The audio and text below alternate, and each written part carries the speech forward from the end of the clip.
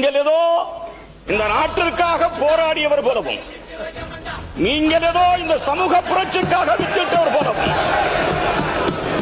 நாங்கள் ஒன்றும் மலையாளிகள் அல்ல, நாங்கள் ஒன்றும் தெலுங்கர்கள் அல்ல, நாங்கள் ஒன்றும் கன்னடர்கள், நாங்கள் பச்சை தமிழர். சட்டமன்ற உறுப்பினர் அவர்கள் பேசுகிற பொழுது சொன்னார்கள், அவர்கள் சார்ந்திருக்கிற அரசியல் இயக்கம் தான் தாழ்த்தப்பட்ட சமூகத்தை சார்ந்தவர்களுக்கு அமைச்சர் பதவி, அதிகாரம் இவைகளெல்லாம் கொடுத்ததாக சட்டமன்றத்திலே பதிவு செய்தார்கள். நானும் ஒரு கருத்தை சொல்ல விரும்புகிறேன். இது சமீப காலம் ஒரு பூசாரியினுடைய மகனாக பிறந்த ஒரு வெட்டியானாக இருந்த தியாகச்சீலர் கக்கன் அவர்களை உள்துறை அமைச்சர் ஆக்கியது காங்கிரஸ் பேரியக்கம்.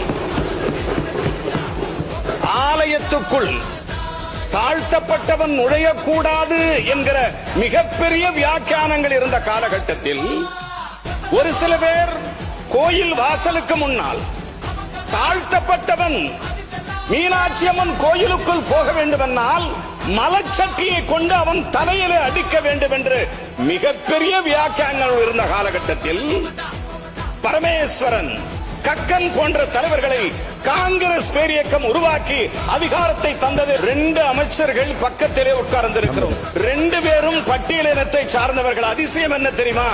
தளபதி விஜய் சார் அவர்களினுடைய ஆட்சியிலே உயர்கல்வித்துறையை சார்ந்தவரும் பட்டியலினத்தை சேர்ந்தவர், பள்ளிக்கல்வியை சார்ந்தவரும் பட்டியலினத்தை சார்ந்தவர். மிகப்பெரிய கௌரவம் அந்த இடத்தில் இருக்கிறது. நான் கேட்கிறேன், நீங்கள் ஏதோ இந்த நாட்டிற்காக போராடியவர் போலவும், நீங்கள் ஏதோ இந்த சமூக புரட்சிக்காக வித்திட்டவர் போலவும்,